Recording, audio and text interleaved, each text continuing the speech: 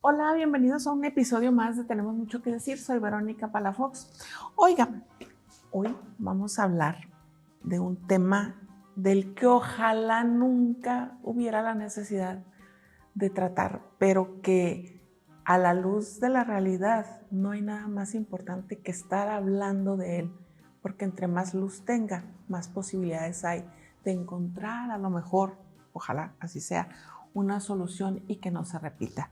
Vamos a hablar de un tema que ha puesto durante los últimos años a Ciudad Juárez en la cartelera nacional y le vamos a poner así porque es el detonador, lo que refiere al campo algodonero. Si usted sabe de qué hablamos, vamos a entrar directo al tema y si no, por favor, abra sus ojos, abra sus oídos, pero también abra su corazón porque lo que vamos a hablar es un tema muy sensible.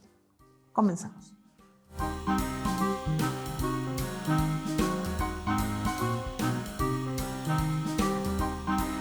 Muchachas, ay, ahora sí qué gusto verlas. Qué triste que sea para hablar de temas como lo que vamos a comentar. Aide Vázquez, abogada, ¿cómo estás? Muy contenta de estar nuevamente aquí contigo, Vero. Ya muchos años, te estaba reclamando hace un ratito, muchos años que no estábamos compartiendo este espacio, pero el día de hoy estoy muy contenta y más que se trate de un tema que te puedo decir que en mi vida tuvo un impacto muy importante y pues muy contenta de estar aquí, tenemos mucho que decir. Un placer que estés aquí, pero dice que porque yo no la invito. Está tan ocupada que ese día no puedo, es que es pero ya estamos aquí, eso es lo importante. Lidia Cordero, ¿cómo estás? Muy contenta, pero muchas gracias por la invitación, contenta de compartir este tema que como dices es muy complicado, pero muy necesario de hablar y compartir la mesa y este espacio con estas dos grandes mujeres, muy complacida y contenta. Directora general de la necesarísima ante estas circunstancias Casa Amiga Esther Chávez Cano, que vamos a hablar también de doña Esther, que nos cuentes un poquito de la historia de cómo surge este organismo. Pero el tema que nos une en esta ocasión es que estamos por cumplir un aniversario más de que se da una sentencia histórica a nivel, no sé si internacional, sí, que es la llamada sentencia ahora sí que para los cuates del campo algodonero, pero que legalmente se llama, es el caso González y otras, que ahorita eso es también parte de lo que vamos a platicar. Esta situación del famoso, tristemente famoso campo algodonero, de verdad pone a Ciudad Juárez en la mira del mundo. Yo creo que dos cosas han puesto a Juárez en la mira del mundo y es Juan Gabriel y el campo algodonero. O sea, súper drásticos la comparación, pero yo creo que ha sido como los dos elementos que nos pintan a un Juárez. Este asunto del campo. Fíjate que, déjenme que les confiese. Yo llego a Ciudad Juárez hace 15 años. Ya había ocurrido este asunto del campo algodonero y yo un día se me ocurre decir, yo quiero ir a conocer ese lugar y armo casi como que iba a ir a hacer una excursión a 50 kilómetros a la redonda de la ciudad, donde nadie veía, donde nadie nada. Y cuando me voy enterando que el campo algodonero está a escasos metros del centro comercial más importante de la ciudad, sobre una avenida súper transitada, yo no sé si se me rompió el corazón, si se me rompieron las expectativas del cinismo que puede haber en una situación así, pero para mí fue incomprensible que este detonador que pone luz sobre una situación que no es la primera, que se viene dando desde muchos años atrás, esté en medio de una ciudad. Para quien no conozca esto, pues aquí yo para qué voy a ponerle palabras a lo que no, pues aquí tenemos a la experta. ¿Cómo se viene dando en creciendo la violencia de género en Ciudad Juárez hasta llegar, vamos a detenernos hasta llegar a la situación del campo algodonero? Platícanos y danos luz sobre esta situación. Bueno, pues como bien lo dices, el hallazgo, ¿verdad?, de estas mujeres, 8 mujeres en el campo algodonero en el año 2001, no era un hecho aislado. Y eso es una situación muy importante cuando se consideró la Corte hacer la sentencia. No era un hecho aislado, ¿no? Venía ocurriendo en Ciudad Juárez desde hacía muchos años.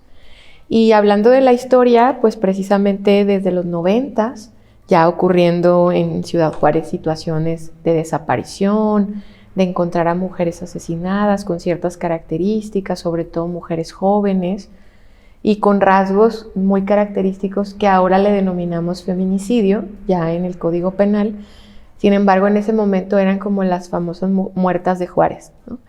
Y entonces este fenómeno pues viene arrastrándose desde hace mucho tiempo y ya había mujeres dedicadas como a documentar lo que estaba ocurriendo.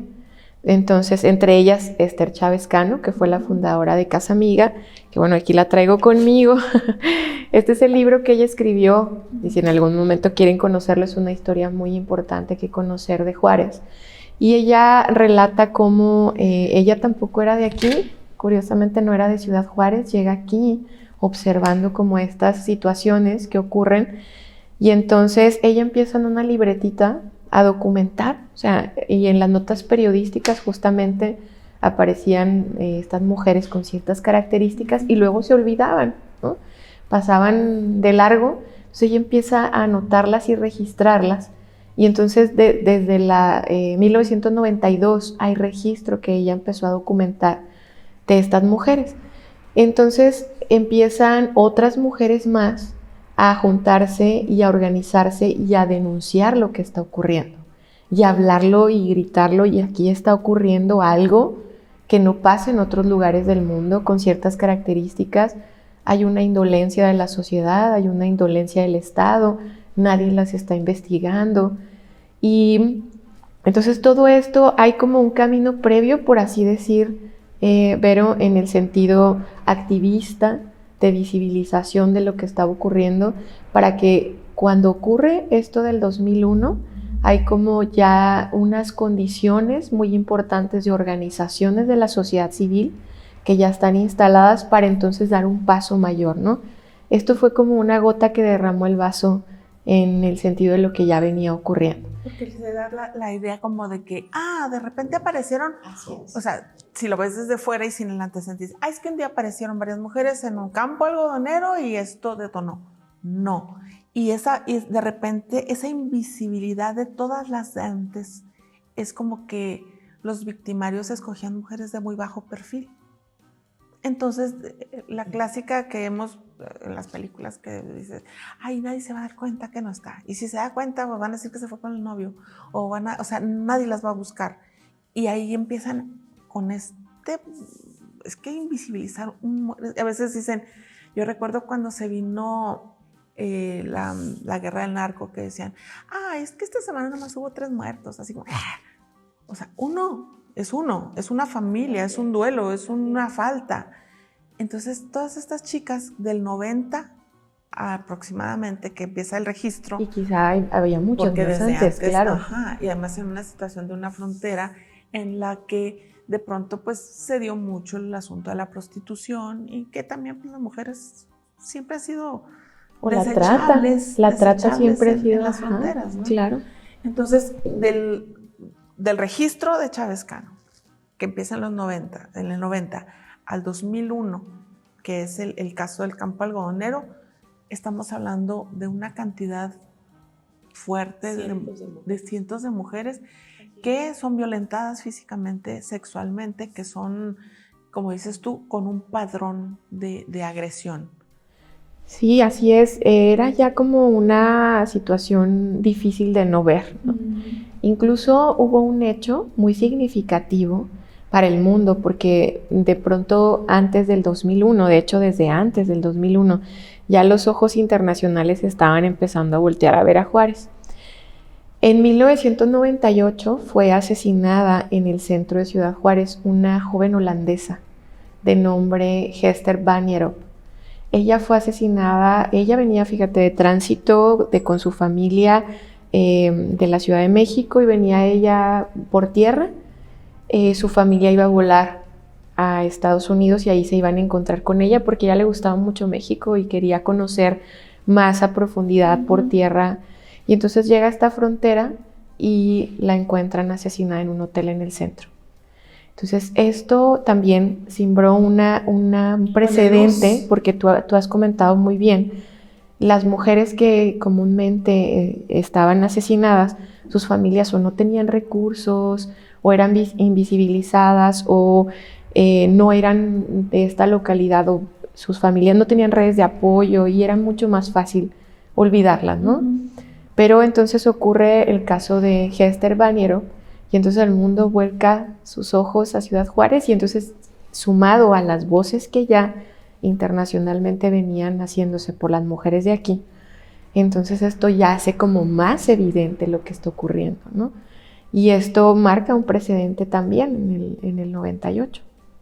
Ok, cuando tú hablas del 2001, estamos hablando de que, pues, poquito más o menos por estas épocas, entre septiembre y octubre, desaparecen jovencitas, que estamos hablando de entre 15 y 20 años, desaparecen y aparecen juntas en el llamado Campo Algodonero, que la verdad es que en el imaginario del que no conoce, tú te imaginas así como una extensión enorme y llena de algodón y así, no sé. Sí, un tanto si era así en el Sí, 2001. pero estamos hablando de que no es un espacio gigantesco, realmente es un espacio, bueno, no chiquito, ¿verdad? Pero sí, que serán como 4 cuadras, o sea, más o menos, para que tengan una idea.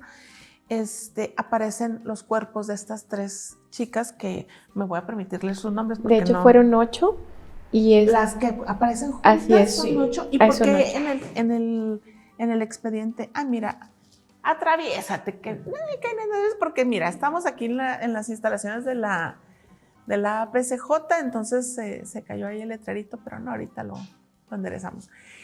¿Por qué entonces en el expediente de la sentencia del Campo Algodonero mencionan solamente a 3 de ellas? Esos son los 3 casos que se llevaron ante la corte, de los 8. Okay, fueron, digamos, como los focales que fueron llevados ante la corte. De hecho, de esos 8 cuerpos, solamente 7 se identificaron. Una siguió y hasta el momento sigue en calidad de desconocida. Ok, entonces en un día... En 2 días. De un día a otro aparecen todos estos cuerpos, todos ellos violentados, todos ellos con se va a ir así medio raro, pero con la misma tijera, o sea, ¿les pasó lo mismo a todas ellas? Muy similar, fueron condiciones muy similares a lo que ahora llamamos feminicidio, ¿no? Que tiene que ver con la exposición de sus cuerpos a la intemperie, ¿no? Desnudas o semidesnudas, con condiciones de agresión sexual o que tuvieran alguna agresión sexual o alguna mutilación en su cuerpo.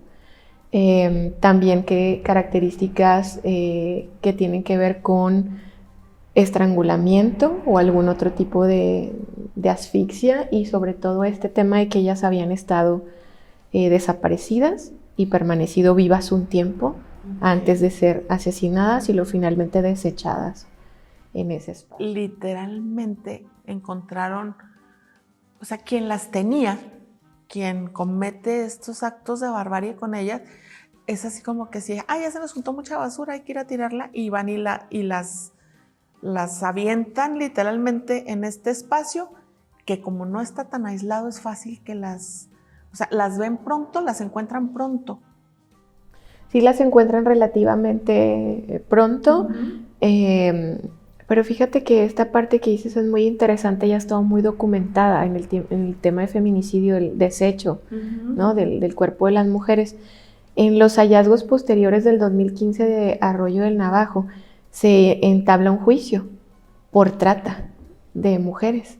Y justo esa es una de las características principales, ¿no? Cuando ya no les sirven, cuando ya no tienen un uso, entonces es asesinarlas y tirarlas, ¿no? Y en este lugar de Arroyo del Navajo. La objetivización de las Así es. mujeres.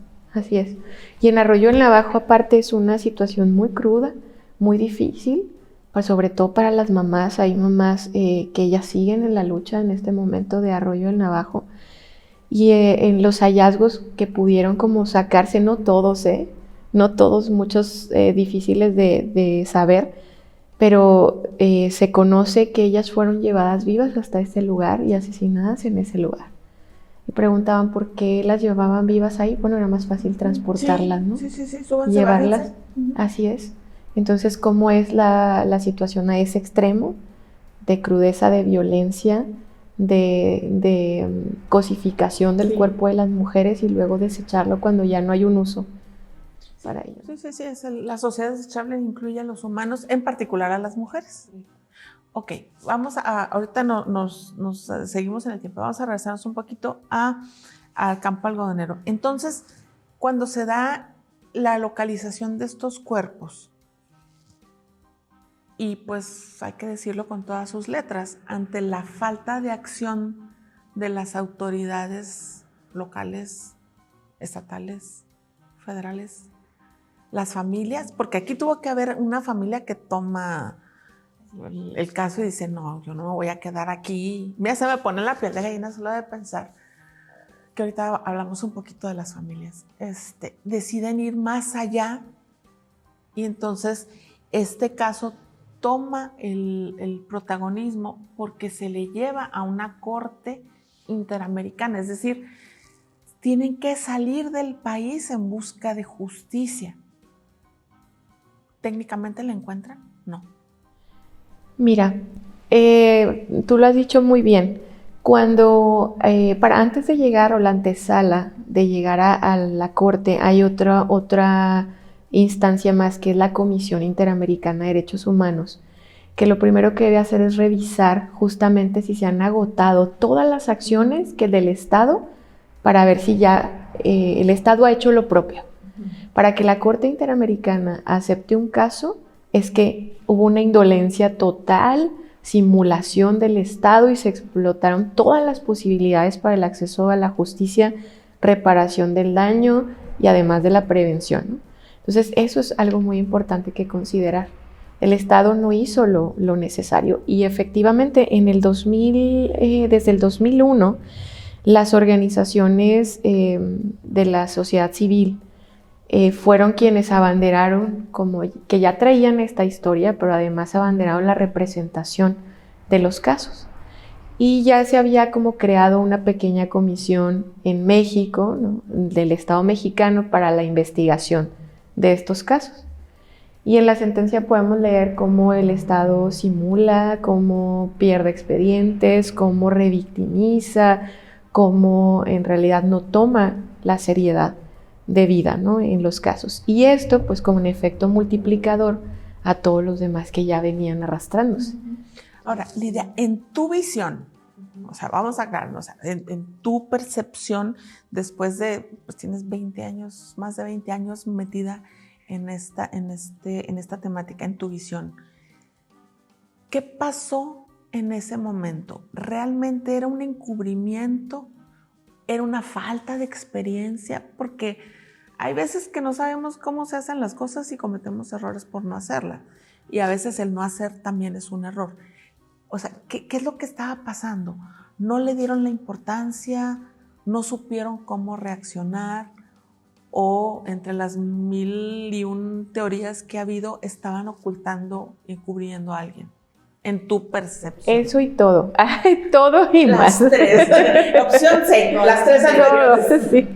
Sí, definitivamente ha habido como una serie de situaciones anómalas, ¿no? Entre ellas, sí, la incapacidad del Estado para tener los recursos suficientes, ¿no? Incluso en el 2004, fíjate, desde el 2001 hasta el 2004 interviene el equipo de antropólogas forenses argentinas, que son especialistas, como conoces, de estos casos, para volver a hacer peritajes forenses, porque los que ya se habían hecho por el Estado no sirven, ¿no? Entonces, de que hay una incapacidad enorme, la hay. De que hay una ocultar, ¿no?, la situación por diversos motivos, porque también Ha habido teorías de que hay personas importantes, inmersas en todo esto, políticas, policías, así es, así es. Entonces, de que hay encubrimiento, o sea, a todas luces hay. Y que también en aquel momento, y si me hablas de mi experiencia, a mí me tocó vivir también cómo la parte política también buscaba ocultar lo que ocurría para fines propios de mantenerse en el poder, ¿no? O también para no llamar la atención más allá y que no saliera. Sí, claro, como ha pasado en Juárez, ¿no? Por muchos políticos de Juárez que dicen es una cifra negra, o más bien es una leyenda negra. Lo que pasa no es tan grave, como queriendo ocultar justamente para tener un beneficio político. O para rescatar la imagen de la ciudad. En aquellos momentos hubo una persecución muy fuerte contra las activistas y defensoras que alzaron la voz. Muy fuerte. Había en primeras planas, salían información crítica. Tratar de desprestigiarte, como que si tu calidad humana avalara lo que estás diciendo. ¿Sí? Así es. Entonces realmente pues yo recuerdo mucho la manera en la que desaparecían expedientes, o sea, no había, preguntabas por alguno de los casos y no había, la carpeta se había perdido, no existía más donde rastrearla, o dilataban el proceso enormemente, integraban pruebas de manera mal hecha. Entonces, todos esos, se conjunta todo lo que acabas de decir, ¿no? Y se da el caldo de cultivo para que siga siendo, la impunidad. Sigue siendo, o sea, estamos hablando hace 20 años y la impunidad sigue. Bueno, nos adelantamos en tiempos. Aide, entonces estos organismos toman integran un expediente y lo presentan. ¿Cuál es el fundamento jurídico para que se llegue a la multinombrada sentencia del campo algodonero? Bueno, yo me voy a regresar un poquito, no regresar, sino más bien explicarle un poquito a tu público cómo es que se pueden dar este tipo de sentencias, ¿verdad? A veces vemos en los medios de comunicación, en la televisión, que el presidente de la República firmó un tratado internacional, que el Tratado de Libre Comercio, que es de los que más escuchamos, que una convención en derechos humanos, etc. Pero a veces no sabemos la trascendencia que tienen esas firmas, ¿verdad? Y la ratificación que hace el Senado. El hecho de que México se comprometa en este tipo de tratados internacionales, pues obviamente no es nada más decir, no es una cuestión meramente política de decir, quiero verme muy bien y voy a firmar esta Convención de Derechos Humanos. No. Eso implica una obligación de respetar y garantizar los derechos humanos. Pero esto de garantizar es algo muy amplio. Comentaba ahorita Lidia, garantizar significa prevenir, significa investigar, significa sancionar y significa reparar a las víctimas. Entonces, cuando en este caso en específico del campo algodonero, estas personas vivieron un vía crucis porque llega el asunto, me parece en el 2007, ante la Corte Interamericana, que es un órgano jurisdiccional que no es la Comisión Interamericana de Derechos Humanos. La comisión únicamente emite recomendaciones, mientras que la Corte es como un juzgado. Eso te iba a decir. Emite sentencias. Los cuerpos de derechos humanos solamente, te recomiendo que te portes bien, no tienen ninguna capacidad legal para hacerlo.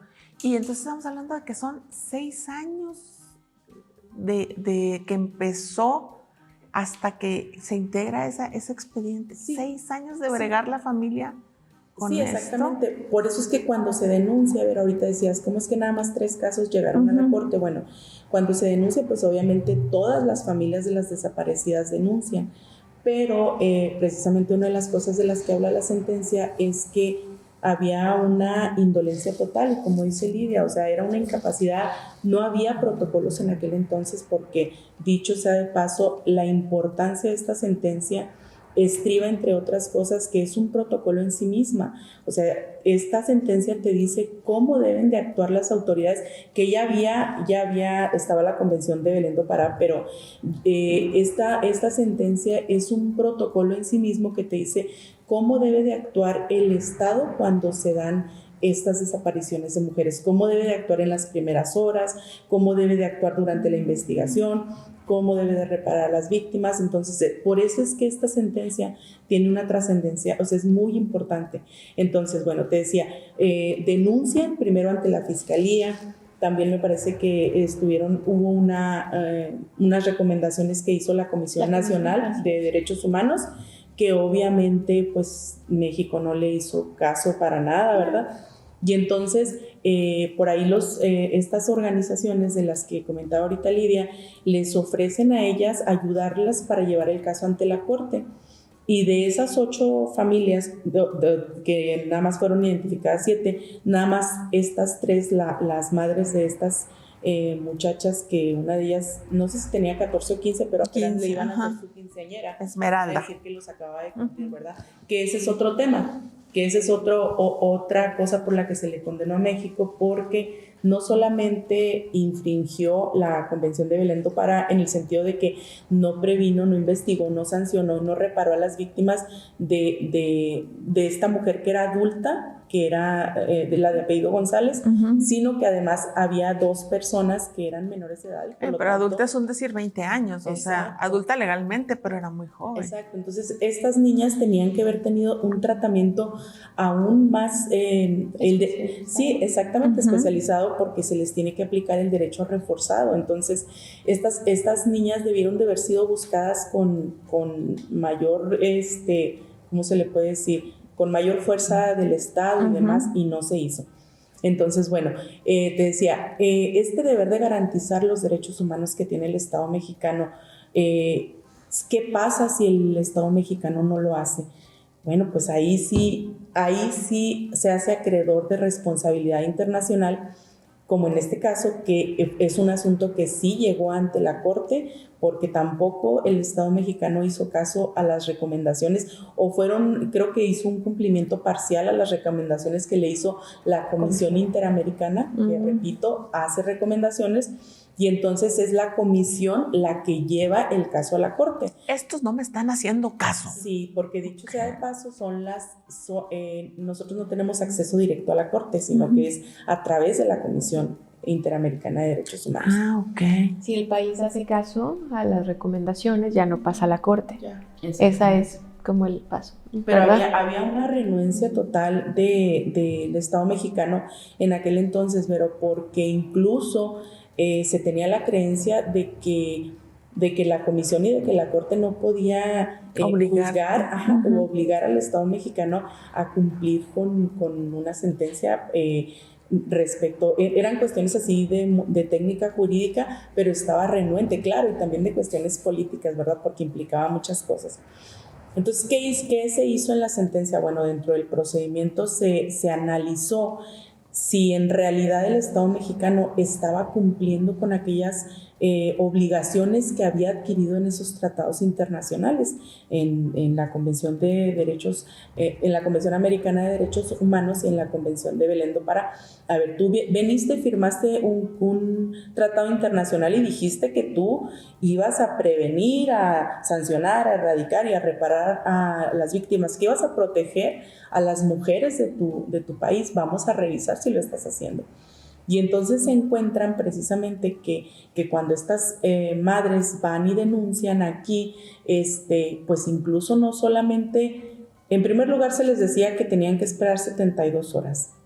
3 días, Vero, después de la desaparición, dice la Corte, esas primeras horas son las más esenciales. Es donde puedes evitar la violación, el asesinato, etcétera. Entonces, porque como bien dice Lidia, incluso muchas no las matan luego.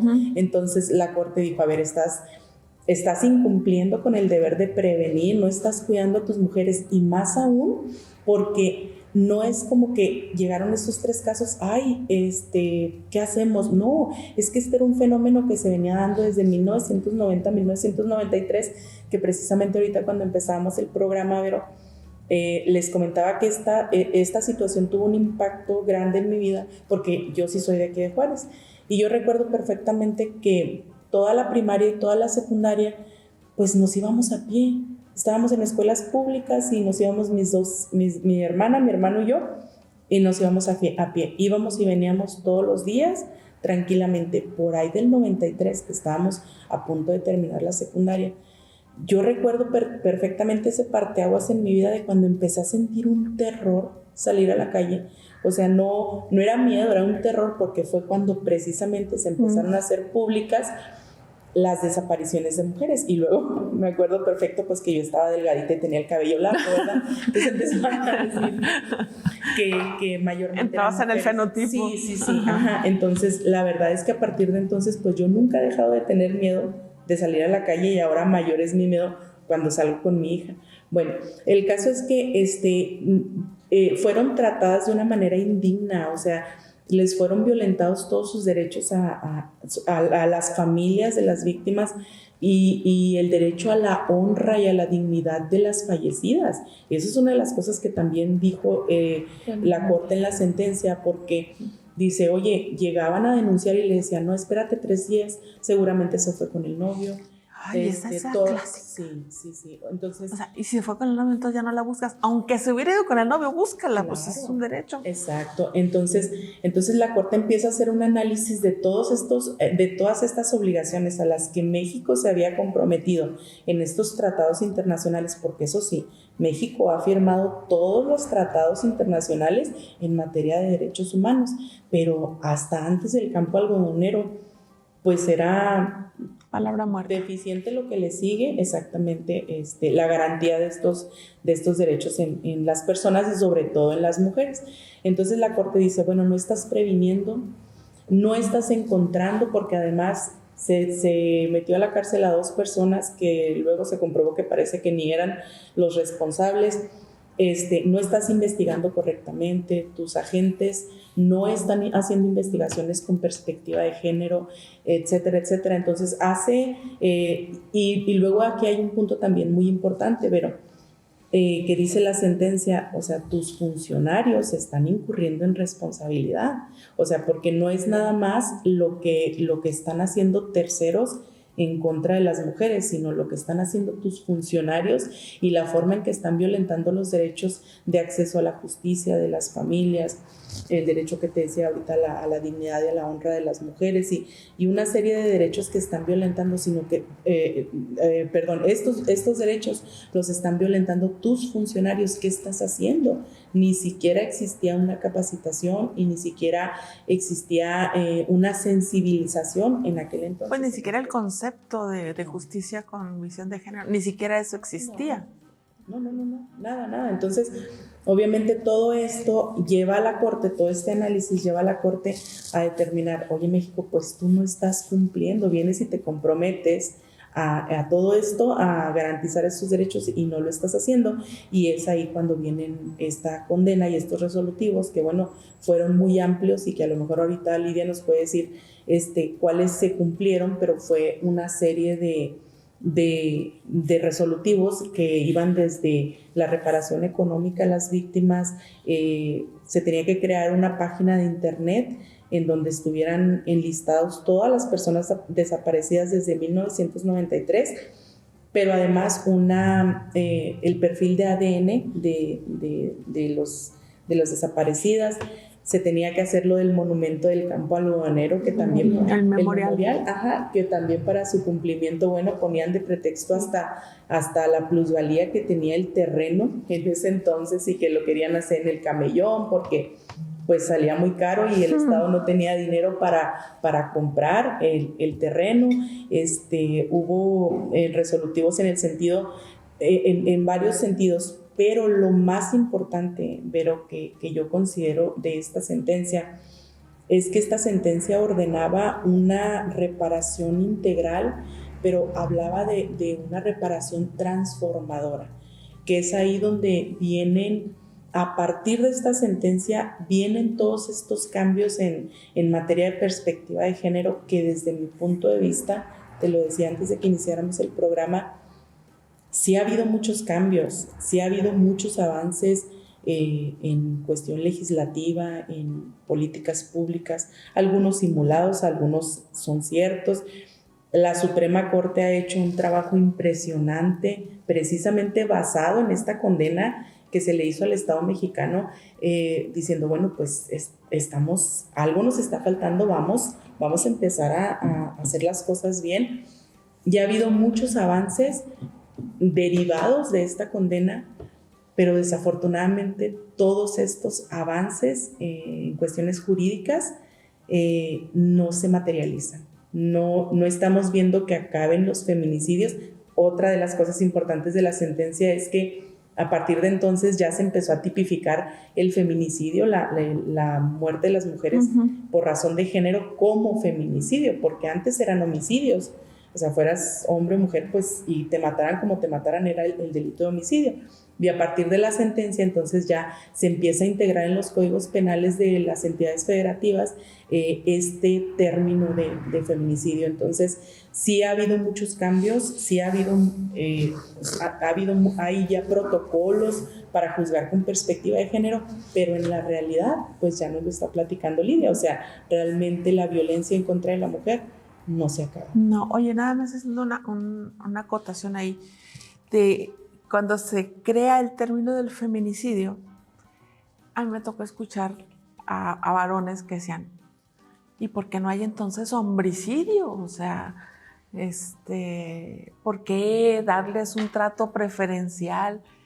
Porque es un asesinato específico por cuestión de género, es decir, no te matan porque te peleaste con el vecino, no te matan porque me robaste, no, te matan por ser mujer. Claro, porque si te matan por cualquier... Te atropellaron. Es que también dicen, ay, es que atropellaron a una señora, es feminicidio. No, porque no la atropellaron por ser mujer. Claro, exacto. Sigue siendo un homicidio. Exacto. O sea, es un tipo diferente.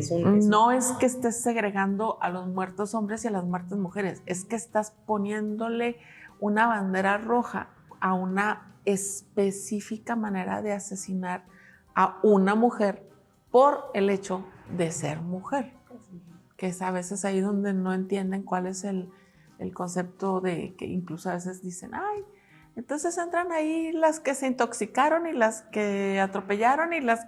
No, o sea, hay características muy particulares para determinar que una muerte de una mujer es un feminicidio. Así es. Lo que pasa es que también empezó a suceder que empezamos a abusar de este término, entonces, de este tipo penal, y entonces ya todo le llamábamos feminicidio. O sea, todas las muertes de las mujeres en cualquier circunstancia ya le llamábamos feminicidio, y pues no es así. Entran en, ahí es pregunta jurídica, entran en el término feminicidio las mujeres que son violentadas por su propia pareja, no necesariamente por un desconocido. Sí, claro. O sea, el hecho de que si un marido agarra a golpes a la mujer y la mata, es un feminicidio. Sí. Bueno. Que ahí hay algo muy interesante que ocurre en Juárez, y esa es en el particular punto de vista de Casa Amiga. Nosotras sí somos de las que decimos hay que investigar los crímenes de mujeres en Juárez o los asesinatos de mujeres empezando como feminicidio, si en el trayecto se puede lograr identificar que no ha sido por ser género, ¿verdad? Pero sí en esta frontera en particular y lo que ocurre y las situaciones tan complejas en las que las mujeres vivimos, para nosotras sí es como pedir que los homicidios de mujeres se investiguen. De inicio. Sí, sobre todo tú mencionaste algo muy importante, le llamamos feminicidio íntimo, que va creciendo muchísimo, que es estos parejas o exparejas que también entonces asesinan a las mujeres, y también ha habido una sofisticación de cómo en medio del crimen organizado también los hombres han aprovechado el estilo de asesinar a las mujeres para camuflajearlo en medio de toda esta violencia, ¿no? Entonces, si entonces la encuentran asesinada con un arma de fuego, no es feminicidio porque no la estranguló, porque no la encontraron en la vía pública, etcétera. Entonces también hay como unas cuestiones ahí muy sensibles que pasan en Juárez. O incluso violencia íntima, como le llamas, que la quieren disfrazar de... es que de aquí se fue a tales horas y apareció muerta. Yo no tengo nada que ver, es una muerte de Juárez. No, es una muerte de tu casa, ¿va? Pero pero sí se está usando mucho el término y el estilo para tapar cosas. Sí, claro, por eso para nosotras es mejor, ya que existe lo que Aide comenta muy atinadamente, que ya debe haber esos protocolos específicos como para diferenciar la investigación, para como tener un personal especializado, porque aquí ya hay una fiscalía especializada, ¿no? Que debe tener como su función principal tener ese ojo más puesto, más crítico y además ciertas formación para poder tener esta óptica. Entonces estos asesinatos de mujeres, ¿no? Verlos con esta óptica, y si entonces decimos no tiene estas características, todo va tendiente a que sí, efectivamente. Lo reclasifican. Exactamente, y en realidad pues es la misma Fiscalía General quien lo investiga. Y hasta no hay ver una sentencia ya se puede decir que es feminicidio, ¿no? Oye, y otra cosa que también hay que dejar muy claro, no es que solo haya feminicidios en Juárez. O sea, hay feminicidios en todo el mundo, ¿verdad? Pero estamos hablando de México, del país. Incluso los números en Estado de México son espeluznantes, pero las características con las que se han presentado los sucedidos en Ciudad Juárez los hace que los tengamos que ver desde una óptica diferente. Así es, y además seguimos siendo ahora sí que triste, lamentablemente, del top 5, ¿no? Del país. Recientemente la ONU ha clasificado 5 municipios en el país a través de la iniciativa Spotlight que tiene ONU, como los 5 municipios así, alerta roja, que está más grave la situación, entre ellos el Estado de México, que tiene 2 municipios del Estado de México, Guerrero, que es un municipio de Guerrero, y Chihuahua con 2 municipios, Chihuahua y Ciudad Juárez. Chihuahua. Así es, son esos 5 municipios en todo el país con las situaciones más graves de violencia contra las mujeres, y además como este caldo de cultivo que puede llegar todavía a acrecentar más las situaciones de violencia contra las mujeres. Es que estamos hablando de un Juárez en el que tenemos una impresionante cantidad de mujeres trabajando. O sea, que es entre la maquila y entre otro tipo de trabajos, muchas mujeres que tienen que salir muy de madrugada, que también es otro. Pues ahí se van juntando los factores de la posibilidad de ser sustraídas en un espacio oscuro, en un espacio que además no tenemos una infraestructura de que haya calles iluminadas o que ya no digas pavimentadas, por lo menos aquí no se usa el empedrado, al de perdida algo, y sí hay condiciones muy, muy peligrosas, incluso de salud, de que te caigas o cualquier, pero de espacios en donde puedes ser sustraído que no te das cuenta hasta varias horas después, porque en la familia se quedan pensando, se fue a trabajar, se fue a la escuela, hasta que se cumple ese horario y no regreses cuando dices, desde las 6 de la mañana o desde las 5 de la mañana no lo vemos. Súmale el asunto de la migración, no solamente la migración extranjera, sino la migración nacional, que de repente hay muchas familias, muchas mujeres que no tienen esa red, entonces están solos, y entonces el victimario te identifica como que, vive sola, no tiene familia en Juárez, o sí tiene familia, pero no solamente su mamá o su tío. Entonces sí hay un incremento en la vulnerabilidad de las mujeres en esta frontera. Sí, así es. Todo lo que dices, has dicho los factores más importantes y trascendentales que se han documentado. La doctora Julia Monarres Fragoso, que es una de las investigadoras que considero como más importantes en Juárez para estos temas sociales y con esta perspectiva, ella ha documentado justamente estas condiciones que tú mencionas y lo complejo que es transitar en el cuerpo de una mujer caminando en Juárez, ¿no? ¿Qué significa y todo lo que puede haber alrededor con eso, ¿no? Y cómo para las mujeres también, no solamente estas condiciones, sino lo que tiene que ver con lo que pasa después, como lo dijo Aide, ¿no? Lo que viene en la sentencia es tan claro de la indolencia del Estado cuando ya fuiste asesinada, ¿no? Todavía después. Yo me tocó y me ha tocado estar muy de cerca con la señora Arsene Banierop, que es la mamá de la chica holandesa que te comento, porque Casa Amiga representó el caso y además se unió a las compañeras del CDM en Chihuahua para seguir la investigación del caso, que duró muchísimo, más de 10 años para que se encontrara el responsable. Pero fíjate, ella decía algo bien interesante, nada más como para ver estos contrastes que nos pasan en México que tú dices. Dice, cuando ella le dieron la noticia del asesinato de su hija en Holanda, ¿no? Ella ya había llegado a Holanda porque su hija no llegó a Estados Unidos y entonces dijo, pues allá nos alcanza. La cultura ya es como un poco... No lo ves porque ellas viven en unas condiciones de seguridad impresionantes, ¿no? No están pensando, no puedo dejar sola a mi hija, ¿no? O cómo voy con miedo, como dice Aide, qué terrible vivir en esa situación. Pero allá no lo viven así. Entonces, cuando le dan la noticia del asesinato de su hija, ella después del shock, de todo lo que vivió, afortunadamente fue, pues, cuerpo sí había y hacen el traslado y funeral y demás. Entonces ella ya está esperando a que le hablen y le digan, oiga, ya tenemos al asesino, ¿no? Así va la investigación, porque es lo lógico que pasaba en mi país, ¿no? Entonces dice, no me llamaban, que y ahora sí, ya después del duelo, de la primera impresión, pues ahora ¿qué pasa? ¿Quién la asesinó? ¿Cómo?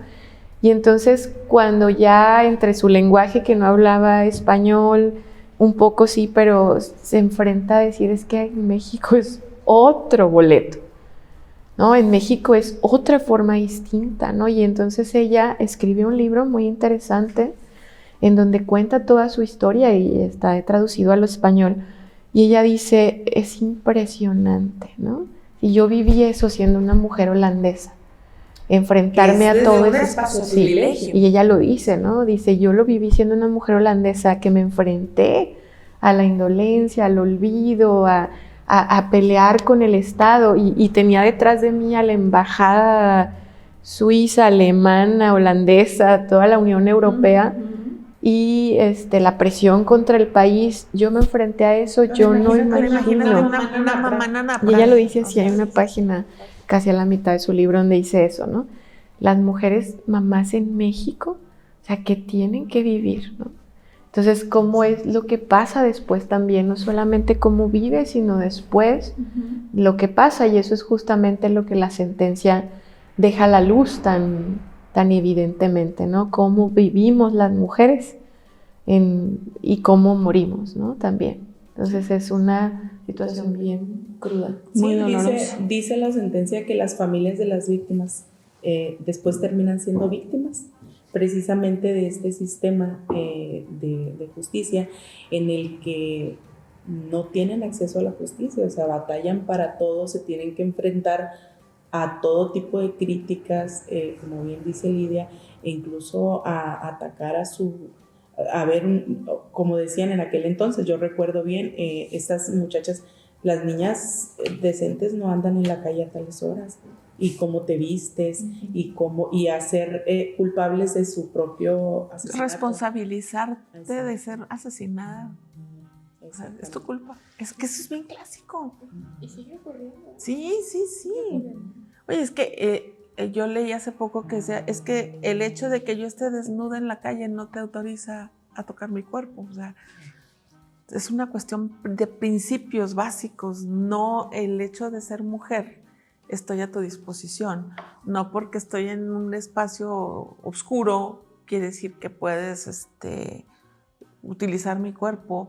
O sea, es que es es tema largo y tendido de verdad la vulnerabilidad en la que vivimos como mujeres, que ahora estamos mejor. Imagínate, hace 20, hace 30, hace 50. O sea, la evolución ha sido lenta, muy poco notoria. Espero yo, como decía al principio, que llegue un momento en el que podamos decir, ¿se acuerdan cuando antes pasaba aquello y que ya no esté sucediendo? Pero mientras ese momento llega, seguimos en las mismas. Comentábamos antes de iniciar el programa de si esto ya se había tranquilizado. Y decía ella, no. Lo que pasa es que se ha vuelto normal y la normalización de los delitos no los elimina, simplemente hace que la gente voltee para otro lado. Así es. Y ese voltear para otro lado evita que la justicia camine, porque tristemente la presión social ayuda mucho a la justicia. Así es, pero y precisamente es la importancia de programas como este, que nosotras como mujeres tenemos la obligación de no dejar que estos temas se vayan debajo de la almohada y que ya no se escuche y que ya no se diga nada, porque precisamente el hecho de no hablar sobre estos temas ayuda a que no haya presión política y pues las autoridades digan, todo está bien, no pasa nada. Como yo siempre pongo este ejemplo de los derechos de los niños, de tanta violencia que hay en contra de los niños, pero es una violencia normalizada totalmente, como estaba normalizada la violencia en contra de las mujeres. Empezó a hacer eco cuando empezaron a suceder estos asesinatos tan dramáticos, donde ya las mujeres tenían mutilaciones en sus cuerpos y que empezaron a hacer en masa. Pero antes, pues por supuesto que antes del 93 y del 90 sucedían estos casos. Claro. Como ahorita, en la mayoría de las familias, los niños son violentados, los niños son cosificados, pero no pasa nada. ¿Por qué? Porque nadie dice nada. Porque si tú ves a un hombre en la calle golpear a una mujer, vas a hacer algo, le vas a hablar a la policía, le vas a... O si hay varios hombres, a lo mejor hasta se le van a ir encima. Pero si tú ves a un hombre en la calle que le da unas nalgadas a su niño o que le pega por ahí, pues la mayoría de la gente dice, es su hijo, lo está educando. Entonces tenemos esa creencia errónea, esa mala crianza. Entonces, mientras esto no se visibilice, mientras esto no se hable, mientras esto no salga a la luz pública, pues las autoridades van a creer que están haciendo las cosas bien. Ahora, háblame un poquito de Casa Amiga. Háblame de no solo de dónde viene y a dónde va, sino qué puertas, cómo llego a tu puerta, qué me tiene que estar pasando para llegar a tu puerta y qué pasa una vez que me la abres. Bueno, pues mira, Casa Amiga ha tenido todo una trayectoria desde que Esther abrió sus puertas y curiosamente Esther abre Casa Amiga para atender a las mujeres que están vivas, ¿no? Porque ella ya venía como hablando de las mujeres asesinadas y algún día le preguntan, ¿y las que están vivas? ¿Qué está pasando, no? Las que están viviendo violaciones, abuso. Y entonces así es como abre Casa Amiga, un tanto como vamos a ver qué pasa y qué hacemos, y luego en el camino se va construyendo y se va fortaleciendo un modelo especializado y se van haciendo más y más programas. Entonces, actualmente Casa Amiga tiene 3 programas. El programa de intervención, lo que atendemos es a través de un equipo multidisciplinario de psicología, de jurídico, de trabajo social y de un área infantil a niños, niñas y mujeres que han vivido alguna situación de violencia. Principalmente, o el enfoque principal es el tipo de violencia familiar y sexual. Entonces, si hay mujeres, niños, niñas que estén pasando una situación así, que la hayan vivido, que quieran acceder a una denuncia, que quieran un derecho jurídico, ¿sí? Para cómo está esta situación. Y luego tenemos otro programa que es el de prevención, que buscamos también a través de ir a espacios comunitarios, cómo llevar mensajes de prevención en la reeducación, de esto que hemos venido hablando, ¿no? ¿Dónde lo aprendemos? ¿Cómo lo llevamos? ¿Qué estilos de crianza estoy llevando con violencia? ¿Cómo normalizamos la violencia sexual dentro de la familia? ¿La callamos? Y entonces trabajan también un teatro de títeres para niños y niñas, para también enseñar el autocuidado, cómo sepan sus partes privadas, públicas, y talleres psicoeducativos que también van encaminados a esto, a prevenir. Crianza positiva, adolescentes, todo esto. Y el tercer programa que tenemos, que es como el más joven, el más nuevo, por así decir, porque tiene ya 6 años, se llama Casa Equidad. Ese está en otro espacio físico, pero es para atender a hombres que han decidido generar violencia. Las nuevas masculinidades. Así es. Y que ya han cometido alguno de estos hechos, y entonces son hombres trabajando con estos hombres, son compañeros psicólogos, hay trabajador social, y lo que buscan es a través de terapia psicológica, talleres psicoeducativos, pues buscar cómo trabajar, ¿no?, con ellos. Y más fuertemente ahorita estamos trabajando con adolescentes. Creemos que es muy importante estas edades, así es, estas edades y incluso cada vez más pequeños, ¿no?, trabajar con estos niños, hombres, para cómo están naturalizando el tema de la violencia. Hay una creciente situación en Juárez de que hay niños, cada vez más niños, agrediendo sexualmente a sus hermanitas, a sus primitas, cómo nos estalló en la cara de manera tan drástica, de verdad, para quienes trabajamos en este tema, ya lo venimos diciendo, tenemos que hacer algo. El feminicidio de esta niña Rosita, que fue asesinada en una colonia de esta ciudad, en un feminicidio perpetrada por 3 adolescentes. En estas características que vemos del feminicidio, fueron 3 adolescentes. Entonces, si esto no nos llama a decir no solamente está pasando lo mismo, sino que es más grave, entonces es que algo nos está pasando como sociedad, ¿no? Pero es que aquí, y este es un llamado, papás, mamás, por favor, a todas las estructuras sociales que venimos arrastrando, súmale la hipersexualización que se les está haciendo a los niños. Así es. Y tú ves niñitos de 4, de 5, de 6 años bailando reggaetones con palabras que hasta hace pocos años era así como de que no se dice culo, mijo, se le dice pompi. Y las niñitas chiquitas, mueve y agárralo y ponlo. O sea, dices, ni siquiera están conscientes de lo que están diciendo, pero está penetrando en su subconsciente que su cuerpo es un espacio de diversión para el que sea. Sí, tú has dado en el punto importante de lo que trabajamos en prevención, que es la educación sexual integral.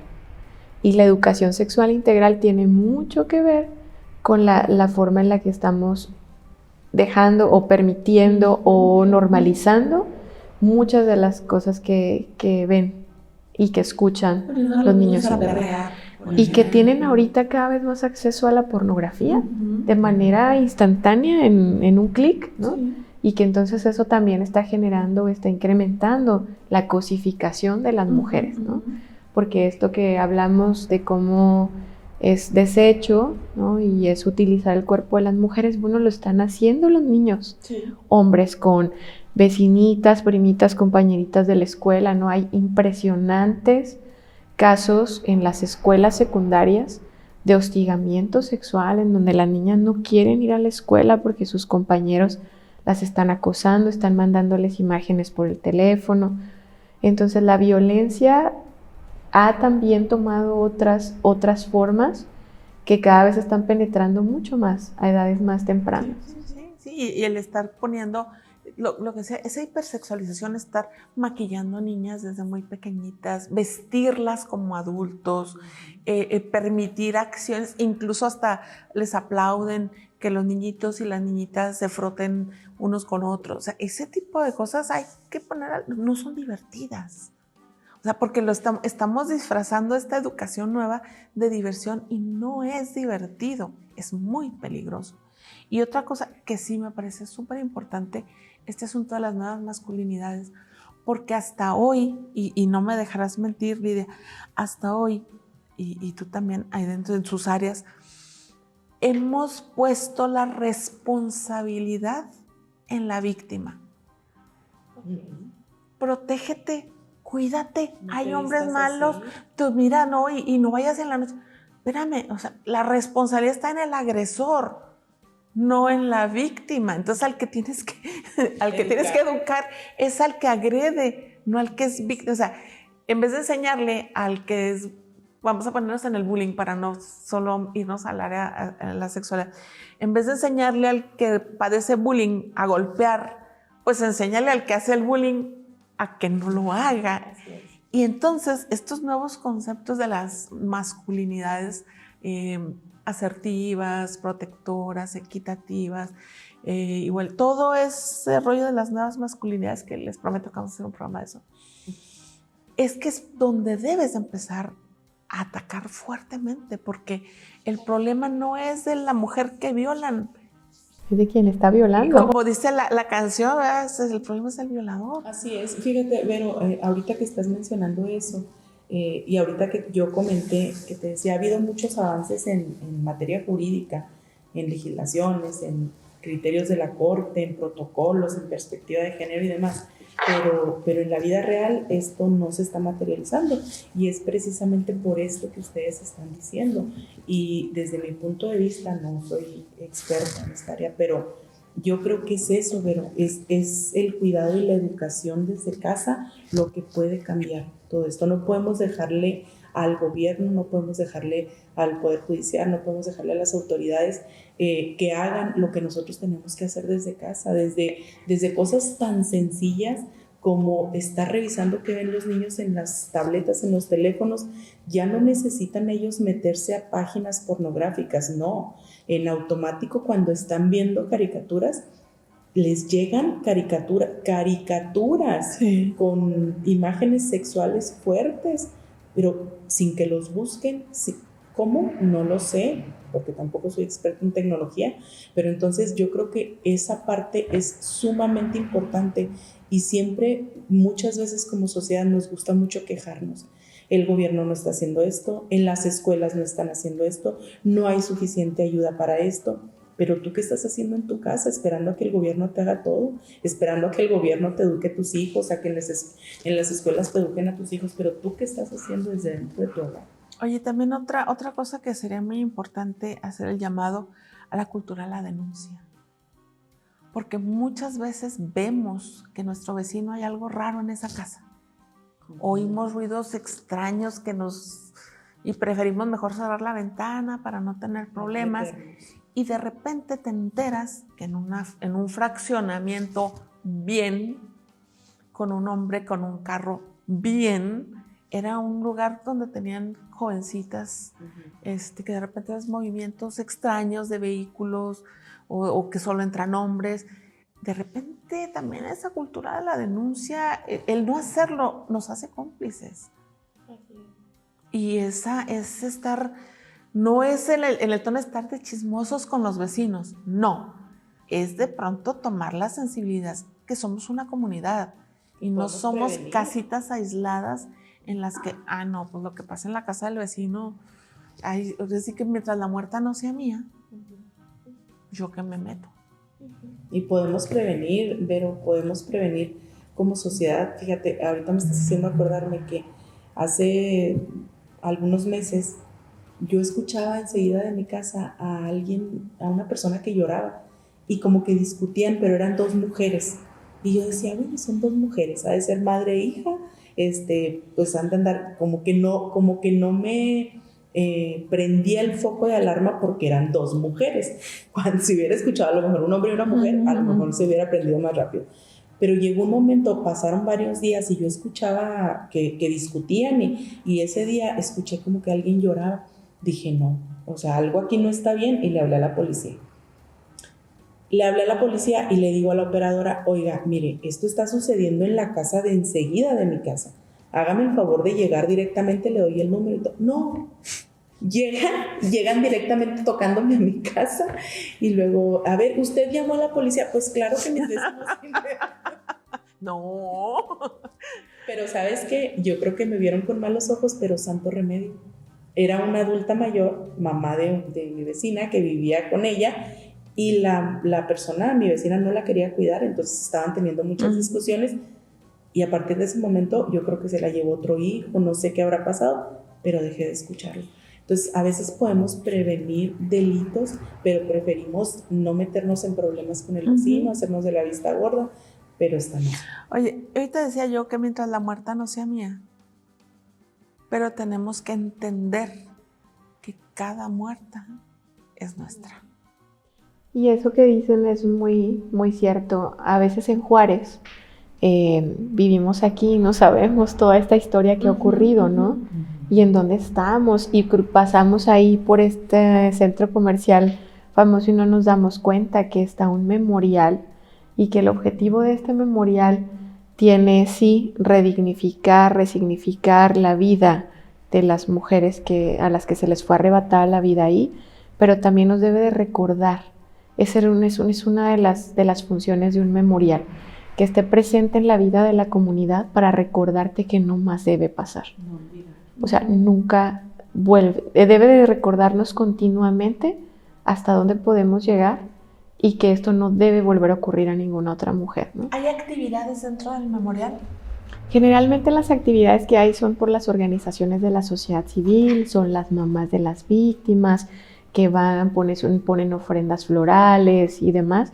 El memorial es un espacio muy bonito, es un espacio que, como dice Aide, ¿cómo? Es como un jardín. Es como un jardín. Fue diseñado por las propias madres. Ellas pidieron que tuviera espacios así como ellas lo visualizaban, ¿no? Lugares en donde pudieras llegar a sentarte y que hubiera tanto jardín. ¿Te puedes estacionar ahí? Sí, por la parte de afuera. Sí, hay espacio de estacionamiento en la entrada afuera del barandal. Avenida Ejército Nacional y Paseo de la Victoria. Es la mera esquina, así es. La pura esquinita es un muro blanco que nunca entiendo por qué no dice nada afuera. De hecho, son unos barandales rosas. Y unos barandales rosas. Sí dice afuera Memorial de Campo Algodonero, pero sí, efectivamente está muy pequeño. Sí. Fue absorbido por la mancha urbana de los alrededores.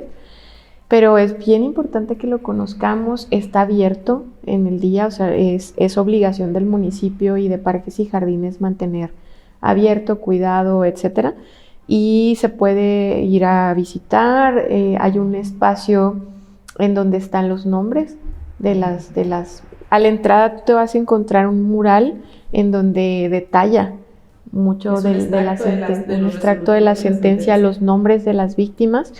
Caminas más adelante y vas a encontrar otra pared en donde están placas de mujeres también que han sido asesinadas.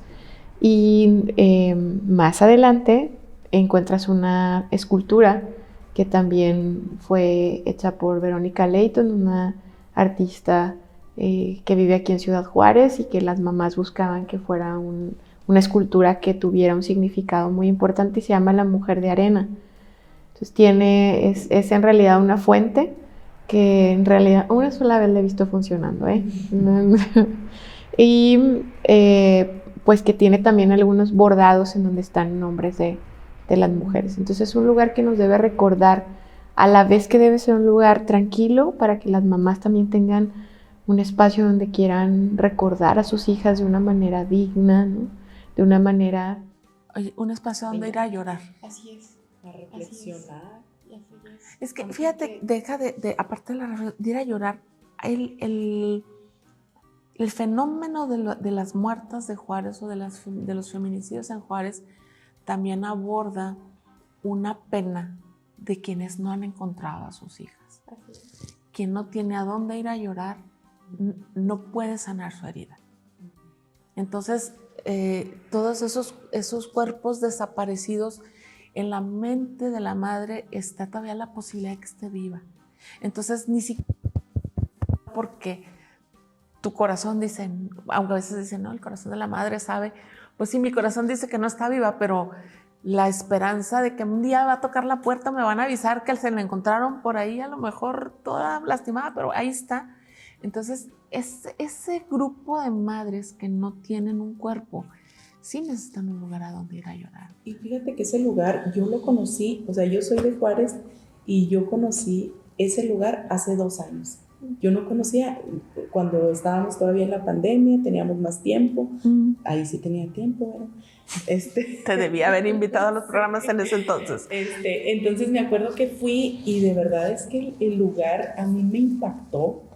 Es un lugar que aparentemente pues es como un jardín, como dices, un espacio donde no hay más que, pues están ahí las cruces y todo, pero a mí me impactó mucho me impactó y me hizo reflexionar y ahí me nació también la idea de estudiar un poquito más esta sentencia, porque ahí fue donde encontré un extracto de la sentencia y es un lugar pues bonito, es un lugar bonito que como dices tú, aquellas madres que no tienen dónde ir a llorar a sus hijas, que a lo mejor viven allá en Anapra, que pueden no tomar ese lugar, pueden ir ahí, está muy, muy bonito, la verdad. Y que la verdad es que han sido las mismas mamás y organizaciones de la sociedad civil quienes buscan y buscamos que permanezca, que se limpie, que se riegue, que O sea, es la sociedad quienes tenemos que exigir que ese lugar permanezca, porque gobiernos van, gobiernos vienen, luego se echan la pelotita a quién le toca, a quién le corresponde, qué hacen, así, y ha sido en gran medida las mamás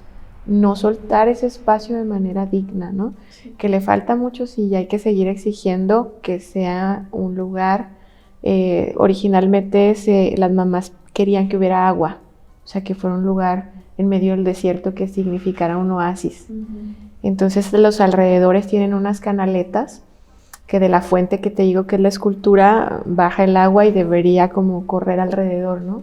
Que todo tiene un significado que ellas mismas construyeron, las mamás, y que esto también debería estar funcionando, ¿verdad? Es parte de... Sí, porque, oye, sirva también el momento para reconocer el trabajo de la sociedad civil organizada. La mayoría de los grupos relacionados con el tema encabezados por madres, pero ese corazón de a mí me duele, te mueve, porque eres tú.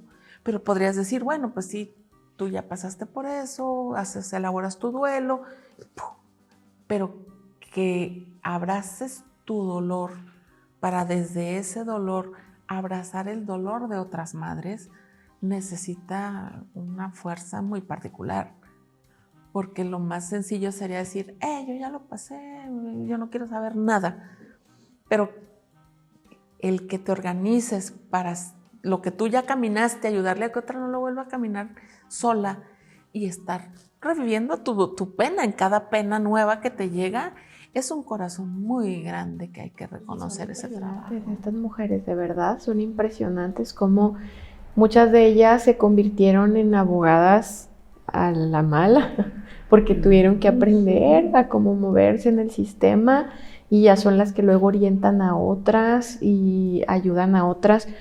Prueba de ello, bueno, aquí hay dos madres, Norma Laguna y Susana, que son de las dos que incluso trabajan en espacios comunitarios, llevando también algunas acciones. Y no se diga Norma Ledesma, que ella es mamá de Paloma, Angélica Escobar Ledesma, que fue asesinada y encontrada en Chihuahua. Ella es de Chihuahua y que de hecho ella llevó el caso de su hija ante la Comisión Interamericana y entonces buscaron que la comisión ejerciera algunas acciones para no llegar a la corte y así pasó, no llegó el caso hasta la corte. Pero ella estudió leyes, se convirtió en abogada y ahorita es una de las que lleva muchos casos asesorando a otras mujeres en desaparición. Honran a sus hijas a través de su trabajo. Así es, y el dicho de ella es bien impresionante porque su hija se llamaba Paloma, que dicho sea de paso era amiga de mi hermana en Chihuahua. Y entonces ella dice para que todas las palomas regresen a su nido. Entonces es como esa, pues yo admiro mucho a Norma, ¿no? Y cómo no pierde como la esperanza de cambiar estas situaciones para más niñas, ¿no? ¿Dónde está Casa Amiga? Casa Amiga está ubicada en el suroriente de Ciudad Juárez y bueno, también es un lugar estratégico para nosotras llegar a aquellos espacios. Está ubicada en la calle Durango, 1916, es fraccionamiento Paseo de las Torres. Como referencia estamos a unas cuadras de la Clínica 66 del Seguro Social. Actualmente tenemos un espacio también en Riberas del Bravo, en el Centro Comunitario de la Etapa 3, en donde llevamos un programa, así es una zona que habíamos estado ya interviniendo, pero incluso para este lugar les cuesta trabajo llegar hasta Casa Amiga, aunque está relativamente cerca. Entonces, a través de un proyecto que en este momento está financiando FECHAC, la Subsecretaría de Desarrollo Social, entonces tenemos un espacio en este centro comunitario que se ha adaptado para tener consulta psicológica, asesoría jurídica. Entonces está en la etapa 3, también muy, muy bonito que ha quedado el lugar. Entonces también pueden acudir ahí.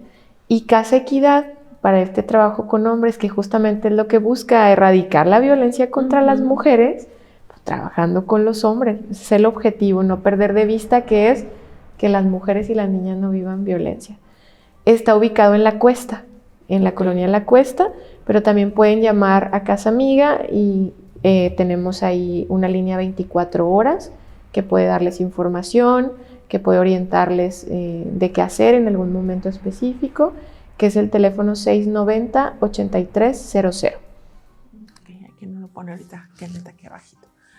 Ok, el tema da para seguirle, porque nos podríamos ir hablando de las familias, de cómo viven esto, de cómo el mismo entorno puede ayudar a veces a la familia, porque es muy común que cuando una familia sufre una pérdida de este tipo, llega un momento en que se vuelve el apestado del círculo, porque siente lo mismo, ya que camine, ya que avance, cuando no entendemos, o sea, mientras la muerte no sea, tú ya no la vas a poder entender, no la vas a poder sufrir. Entonces, pues hay mucho que hablar. Yo las invito a que hagamos una segunda parte con más calma, ya en el sentido ya de hablar propiamente de qué hacer, cómo hacerlo, cómo vivirlo. Yo, a solicitud y comentario de Aide, no quise que dejáramos pasar la fecha, porque me habló hace como 2 meses, ¿no? Me dijiste, se viene tal fecha y no podemos dejarlo sin hablar. Y es que sí es cierto, entre más se hable, entre más se socialice, pues es tocar conciencias que pueden a lo mejor ser parte de la solución. Pero hay mucho más que hablar. Entonces, independientemente de amarrar una segunda vuelta o una tercera o las que sean necesarias, dejar abierto el espacio cuando tengas algo de lo que quieras hablar, algo que quieras hacerle saber a esta comunidad dichosa que nos sigue ya desde hace un buen rato. Los micrófonos y la imagen están abiertos. Muchas gracias por el espacio, muy ameno y bien rápido que se fue el tiempo. Y aprovecho para invitar a la comunidad que nos ha visto. El 25 de noviembre lo conmemoramos cada año como el día que nos invita a reflexionar sobre la eliminación de estas violencias contra las mujeres y hacer como un corte de caja, ¿no? Cómo venimos, qué estamos haciendo y qué queremos exigir. Y el Movimiento de Mujeres de Ciudad Juárez, que somos varias organizaciones que trabajamos en este tema, vamos a tener una marcha desde, atrás de la Catedral de Ciudad Juárez hasta la Cruz de Clavos, que es un lugar también emblemático que fue puesto en este tema de los feminicidios, como acompañando a madres también de víctimas que van a estar ahí, y es una forma de visibilizarlo, de hacerlo público, de decir lo que está pasando, de decir consignas, y tendremos también como siempre, algún posicionamiento, un pliego petitorio, ¿no?, a las autoridades en este día tan específico. Es a las 9 de la mañana, ahí atrás de la catedral. Plaza Fundadora. Así es, Plaza Fundadora. Pues gracias a nombre de todas esas familias que han pasado por tus manos y las manos de Casa Amiga, por ese remanso, esa mano de decir aquí, agárrate y de aquí vamos. Ahí pues, ¿qué te digo? O sea, tú eres de la casa. Y pues elevar la esperanza a que esto llegue a un momento en que sea como hablar de la conquista o como hablar de la revolución, sí, hablarlo así, y que eso pase pronto. Sí. Esa es la visión de Casa Amiga, que no tenga que existir. Cuando desaparezcamos es que ha tenido éxito. Seamos escuchadas entonces. Muchas gracias. Y yo soy Verónica Palafox. Esto fue Tener Mucho que Decir. Yo les dije que lo tenían que oír especialmente con el corazón, más que con los ojos. Les pido que compartan, por favor, estos datos, esta información. Puede ser el que llegue a unos oídos, a un corazón que necesite saber para a lo mejor detener esa mano que va a hacer un golpe más adelante, o saber a dónde correr en caso de que seas quien va a recibir el golpe. Síguenos Instagram, Facebook, YouTube, nuestra página web, todos esos, para no repetir, que nos va a poner ahorita Kenneth a un ladito. Gracias, los espero en la próxima.